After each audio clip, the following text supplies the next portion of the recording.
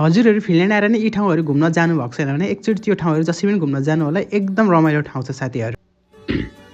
Hello everyone, welcome back to my new video. I hope सबजना सन्चै हुन्छ होला, म पनि एकदम धेरै नै सन्चै साथीहरू। अनि साथीहरू आज चाहिँ बुढीमा बाहिर जानको लागि पुरै रेडी भएर म चाहिँ निस्केँ बाहिर साथीहरू।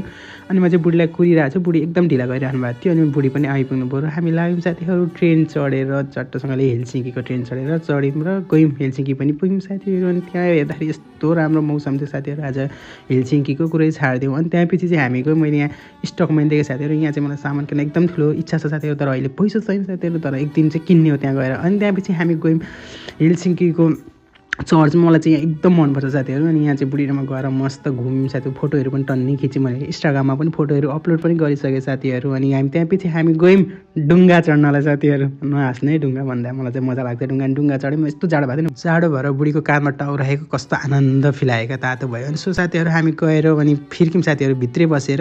अनि त्यहाँपछि हामी गयौँ लिडलमा, यसो सामानहरू पनि किनेको थियौँ। हामी लिफ्टमा चढेर लिडल गयौँ, अनि सामान टन्नै किनेर प्याक गऱ्यौँ। अनि हामी ट्रेनमा फर्क्यौँ साथीहरू, बुढी र म।